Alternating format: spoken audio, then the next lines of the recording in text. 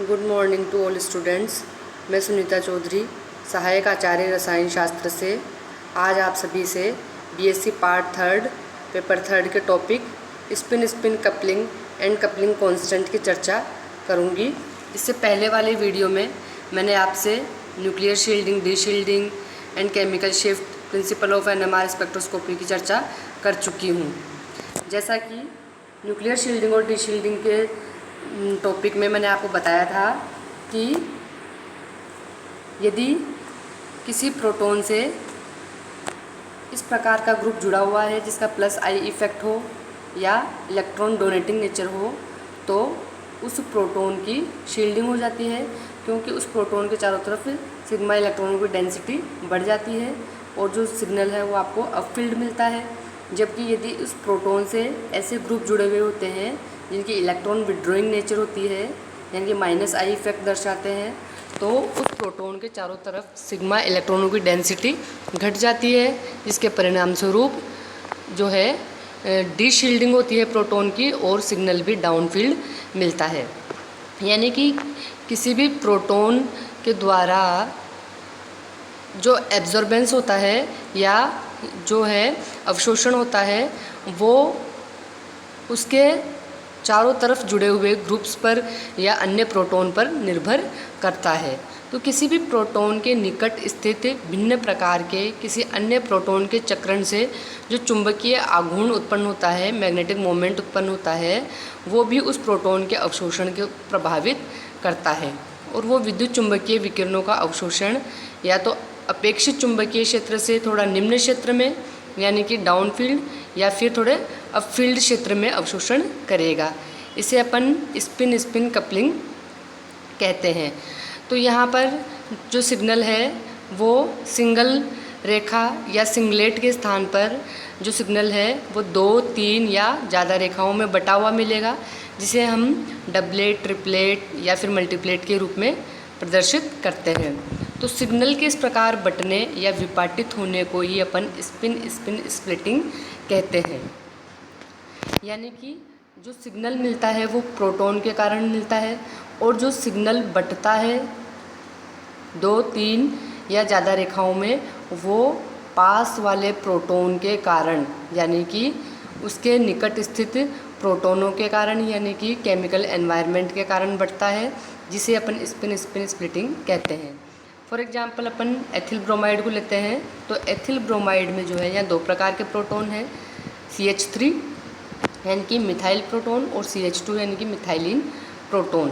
तो इसके NMR spectrum में 2 सिग्नल आने चाहिए, जिनके लिए डेल का मान 1 और 2 के आसपास होना चाहिए, लेकिन वास्तव में स्पेक्ट्रम में डेल 1.7 के लगभग 1:2:1 के अनुपात में तो 3 सिग्नल और डेल 3.4 के आसपास 1:3:3 के 1 के अनुपात में 4 संकेत मिलते हैं। यानी कि जो है यहाँ पर सिग्नल जो है वो 1 से अधिक रेखाओं में बट गया। तो एथिल ब्रोमाइड के NMR स्पेक्ट्रम में इतने सारे सिग्नल आने का क्या मतलब है कि इसमें मेथिल समूह के जो A प्रोटॉन है और मेथिलीन समूह के जो B प्रोटॉन है वो एक दूसरे के निकट स्थित है। तो निकटवर्ती प्रोटॉनों की उपस्थिति के कारण या तो ये प्रोटॉन विकिरणों का अवशोषण डाउनफील्ड में करेंगे या फिर अपफील्ड में करेंगे, और निकटवर्ती प्रोटॉनों के चुंबकीय आघूर्ण के कारण ही जो है इनके सिग्नल का विपाटन हो जाएगा, स्प्लिटिंग हो जाता है। और एक संकेत के स्थान पर 2, 3, 4 या इससे अधिक संकेत मिल सकते हैं। तो किसी भी प्रोटॉन के निकटवर्ती जितने भी प्रोटॉन होंगे, माना कि n प्रोटॉन है, तो उस प्रोटॉन का सिग्नल जो है n+1 सिग्नल में बट जाता है। फॉर एग्जांपल एथिल ब्रोमाइड में मेथिल प्रोटॉन के निकटवर्ती 2 प्रोटॉन है मेथिलीन समूह के, इस कारण यह एक ट्रिपलेट दर्शाता है, n+1 से 2+1 ट्रिपलेट दर्शाता है। जबकि मेथिलीन प्रोटॉनों के निकटवर्ती मेथिल समूह के 3 प्रोटॉन है, यानी कि एक क्वाड्रेट दर्शाता है। तो यदि किसी प्रोटॉन के निकटवर्ती एक प्रोटॉन है, ठीक है, यानी कि किसी प्रोटॉन के निकट में एक ही प्रोटॉन है, तो उस पड़ोसी प्रोटॉन के चक्रण से जो चुंबकीय क्षेत्र उत्पन्न होगा यदि वो लगाए गए चुंबकीय क्षेत्र की सीधी रेखा में है, अलाइंड में है, तो वो कुछ उच्च क्षेत्र में अवशोषण करेगा, यानी कि अप फील्ड हो जाएगा सिग्नल। और यदि विरोध में है तो वो डाउन फील्ड हो जाएगा सिग्नल। अतः बराबर लंबाई वाली दो लाइनें, यानी कि एक डबलेट बन जाएगा। ठीक है। अब यदि किसी प्रोटॉन के निकटवर्ती दो प्रोटॉन हैं, तो इन दो प्रोटॉनों के लिए चुंबकीय क्षेत्र में 4 प्रकार के अलाइनमेंट की संभावना है, जिनमें से 2 प्रकार के समान होते हैं। अतः उस प्रोटॉन के लिए इंटेंसिटी रेशो क्या आएगा, 1:2:1, यानी कि एक ट्रिपलेट प्राप्त होगा n+1 से। ठीक है। और यदि किसी प्रोटॉन के निकटवर्ती 3 प्रोटॉन है, तो जो है आपके उस प्रोटॉन का सिग्नल जो है n+1 यानी कि 3+1 यानी कि 4 सिग्नल्स में बट जाएगा। तो यानी कि उन तीनों प्रोटॉनों के चुंबकीय आघूर्ण जो है वो बाह्य चुंबकीय क्षेत्र में कितने प्रकार की पॉसिबिलिटी बनाएंगे, 8 प्रकार की, जिनमें से 3-3 स्थितियाँ तो एक दूसरे के समान होती है। और NMR स्पेक्ट्रम में उस यौगिक के लिए इंटेंसिटी रेशो मिलेगा 1:3:3:1, यानी कि जो है क्वाड्रेट मिलेगा। ओके। फिर है कि निम्न परिस्थितियों में NMR सिग्नल का विपाटन नहीं होता है, यानी कि किन किन परिस्थितियों में NMR सिग्नल जो है स्प्लिट नहीं होता है किसी भी प्रोटॉन का, जब अणु के सारे प्रोटॉन यदि एक समान है, यानी कि सारे के सारे प्रोटॉन का केमिकल एनवायरनमेंट एक जैसा है, तो उस स्थिति में जो है सिग्नल कभी भी स्प्लिट नहीं होता है। यानी कि डिफरेंट टाइप का अगर केमिकल एनवायरनमेंट उस प्रोटॉन को मिलता है, यानी कि उसके जो निकटवर्ती स्थित प्रोटॉन है वो अलग है, अलग टाइप का उसमें अगर केमिकल एनवायरनमेंट है तो ही स्प्लिट होगा। यदि सारे प्रोटॉन एक जैसे हैं तो स्प्लिटिंग नहीं होगी सिग्नल की। जैसे साइक्लोहेक्सेन हो गया, बेंजीन, साइक्लोब्यूटेन, डाइमेथिल ईथर, ये कुछ ऐसे एग्जाम्पल हैं जिनमें प्रोटॉन के सारे प्रोटॉन एक जैसे हैं, तो इनमें सिग्नल जो है एक एक ही मिलेगा और वो सिंगलेट के रूप में होगा, वहाँ कोई स्प्लिटिंग नहीं होगी। दूसरा जो है, यानी किसी एक प्रकार के प्रोटॉनों के निकटवर्ती परमाणु पर किसी अन्य प्रकार के प्रोटॉन ही ना हो, है ना। जैसे ये दे रखा है आपके यहाँ पर CH3CH2CO CH3, ये कार्बोनाइल कंपाउंड है। इसमें यहाँ पे 3 प्रकार के प्रोटॉन हैं, तो ए प्रोटॉनों का एक सिंगलेट मिलेगा क्योंकि इसके पास में कार्बोनाइल है और कार्बोनाइल ग्रुप पे कोई हाइड्रोजन यानी कि प्रोटॉन यहाँ नहीं लगा हुआ है। जबकि बी और सी प्रोटॉन जो है उनके लिए क्या मिलेगा, बी के लिए तो मिल जाएगा आपको क्वाड्रेट और सी के लिए मिल जाएगा ट्रिपलेट। बी के लिए क्वाड्रेट क्यों मिलेगा, क्योंकि इसके निकटवर्ती मेथिल समूह है जिसमें 3 प्रोटॉन है, तो सिग्नल जो है वो n+1 यानी कि क्वाड्रेट मिलेगा, 4 भागों में बट जाएगा। और मेथिलीन समूह CH3 समूह के निकटवर्ती स्थित है, तो इसके लिए CH3 समूह के लिए आपको ट्रिपलेट मिलेगा n+1 से, 2 + 1 3। अब किसी मल्टीप्लेट में विभिन्न शिखरों की तीव्रता यानी कि पीक इंटेंसिटी क्या क्या होती है, तो अगर कोई सिग्नल जो है वो बटा नहीं है यानी कि सिंगलेट है तो इंटेंसिटी रेशो 1 होगा। कोई सिग्नल जो है वो 2 भागों में बट गया यानी कि डबलेट है, यानी कि किसी प्रोटॉन के निकटवर्ती केवल एक प्रोटॉन है तो वो 2 भागों में बट जाएगा, सिग्नल डबलेट हो जाएगा और इंटेंसिटी रेशो 1:1। अगर किसी प्रोटॉन के पास में 2 प्रोटॉन है तो वो n+1 से 3 भागों में बट जाएगा और इंटेंसिटी रेशो 1:2:1 आएगा ट्रिपलेट के लिए। अगर किसी प्रोटॉन के निकट जो है वो 3 प्रोटॉन स्थित है तो सिग्नल जो है 4 भागों में बट जाएगा और क्वाड्रेट के लिए इंटेंसिटी रेशो क्या होगा 1:3:3:1। और यदि किसी प्रोटॉन के पास में 4 प्रोटॉन स्थित है तो सिग्नल जो है 5 भागों में बटेगा और क्विंटेट मिलेगा और सिग्नल की इंटेंसिटी रेशो क्या हो जाएगी 1:4:6:4:1। इसी प्रकार से अगर किसी प्रोटॉन के नज़दीक 5 प्रोटॉन है एक जैसे तो सिग्नल जो है सेक्सटेट कहलाएगा, 6 भागों में बट जाएगा और इंटेंसिटी रेशो 1:5:10:10:5:1 ये इंटेंसिटी रेशो हो जाएंगे। ठीक है।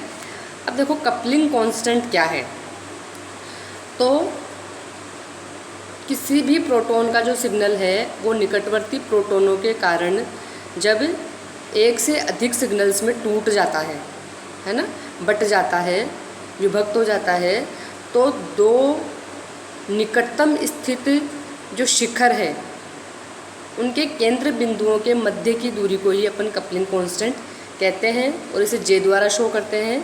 और कपलिंग कांस्टेंट का मान हर्ट्ज में दिया जाता है और यह युग्मन करने वाले प्रोटॉन और उसके रासायनिक वातावरण पर निर्भर करता है, बल्कि इस बात पर निर्भर नहीं करता कि एनएमआर स्पेक्ट्रम किस चुंबकीय क्षेत्र में लिया जा रहा है। एनएमआर स्पेक्ट्रम किसी भी चुंबकीय क्षेत्र में लिया जा रहा हो, कपलिंग कांस्टेंट जो है केवल कपल करने वाले प्रोटॉन और उनके केमिकल एनवायरनमेंट पर डिपेंड करता है। ठीक है, तो जैसे एक ही sp3 हाइब्रिडाइज्ड कार्बन है और उसे दो प्रोटॉन जुड़े हुए हैं तो वो कहलाएंगे जैम, और उसके लिए जैम के लिए कपलिंग कांस्टेंट की वैल्यू क्या होगी, 10 से लेके 18 हर्ट्ज तक। ठीक है, और ये किस बात पर निर्भर करता है कि CH2 से जुड़े हुए दोनों समूह की विद्युत ऋणता का मान क्या है। ठीक है, यानी कि CH2 समूह से, मेथिलीन समूह से जो जुड़े हुए हैं दो ग्रुप, उनकी विद्युत ऋणता क्या है। इसी प्रकार से अगर दो sp3 हाइब्रिडाइज्ड कार्बन है और उनसे दोनों से अलग अलग प्रोटॉन जुड़े हुए हैं, यानी कि एक ही कार्बन से नहीं जुड़े हुए, दोनों कार्बन पे प्रोटॉन जुड़े हुए हैं, तो इसे अपन विस स्थिति कहते हैं या विसिनल स्थिति कहते हैं। और इसके लिए जे का मान होता है प्रोटॉन के लिए 8 हर्ट्ज। ठीक है, यानी कि ये किस पर निर्भर करता है, जे का मान जो है वो डायहेड्रल एंगल पर निर्भर करता है।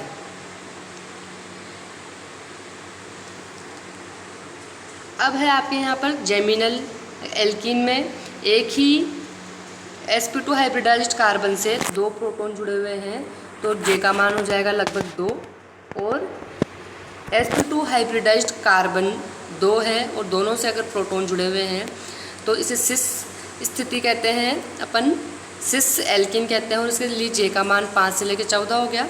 ट्रांस एल्कीन में 11 से 19 हो गया, और बेंजीन है तो उसमें ऑर्थो प्रोटॉन के लिए 7 से 10 एंड मेटा के लिए 2 से 3 और पैरा के लिए 0 से 1, यानी कि पास पास स्थित जो प्रोटॉन है वो एक दूसरे को ज़्यादा इफेक्ट करेंगे और जो है स्प्लिटिंग ज़्यादा होगी। लेकिन पैरा पोजीशन पे चूँकि दूरी बढ़ जाती है, दूरी बढ़ने के कारण जो है इंटरेक्शन कम हो जाएगा और स्पिन स्पिन कपलिंग कम होगी। कपलिंग कम होगी तो जे के मान कम मिलेंगे। ठीक है, अब यदि दो निकटवर्ती प्रोटॉनों के रासायनिक शिफ्ट, केमिकल शिफ्ट के हर्ट्ज के मान में बहुत ज़्यादा अंतर हो, यानी कि डेल्टा न्यू का मान क्या हो, ज़्यादा हो, तो उन्हें दूर दूर के अक्षर यानी कि ए और एक्स से अपन शो करेंगे। तो इनके लिए डेल ए एक्स के मान जे ए एक्स की तुलना में काफ़ी ज़्यादा होते हैं। तो ऐसी स्थिति में प्रोटॉनों के द्वारा डबलेट प्राप्त होते हैं और इन्हें उनके जो युग्मन स्थिरांक होते हैं यानी कि जे ए एक्स के मान भी क्या होते हैं, दोनों के लिए समान होते हैं। यानी कि जब केमिकल शिफ्ट डेल का मान बहुत ज़्यादा होता है तो डबलेट मिलेगा, और जो कपलिंग कांस्टेंट जे ए एक्स की वैल्यू होगी वो दोनों प्रोटॉनों के लिए क्या होगी, बिल्कुल बराबर। अब यदि दो निकटवर्ती प्रोटॉनों के केमिकल शिफ्ट के मान में कम अंतर हो तो उन्हें हम निकटवर्ती अक्षर यानी कि ए और बी से प्रदर्शित करते हैं। यानी कि इनके लिए केमिकल शिफ्ट और कपलिंग कांस्टेंट के मान लगभग क्या हो, बराबर। तो इनके जो डबलेट है वो रेगुलर नहीं मिलते, उनके बीच वाले शिखर तो लंबे होते हैं और साइड वाले शिखर क्या होते हैं, छोटे होते हैं। ठीक है, अब देखो जैसे जैसे डेल्टा न्यू अपॉन जे का मान घटता चला जाता है, दोनों डबलेट क्या हो जाएंगे, एक दूसरे के पास आते चले जाते हैं, और साथ ही बीच के शिखर लंबे और साइड के शिखर छोटे होते चले जाते हैं। इस प्रकार पहले ये क्वाड्रेट होने का आभास देने लगते हैं, फिर ये डबलेट जैसे होने लग जाते हैं, और जब डेल अपॉन जे का मान 0 हो जाता है अर्थात दोनों प्रकार के प्रोटॉनों की प्रकृति समान हो जाती है, तब ये सिंगलेट आकृति ग्रहण कर लेते हैं।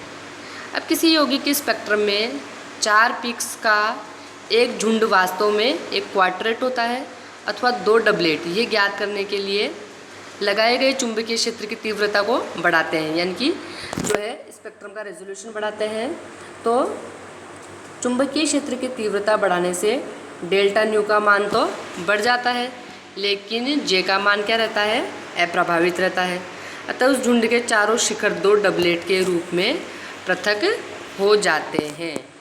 ठीक है, ऐसे अपन पता कर लेते हैं।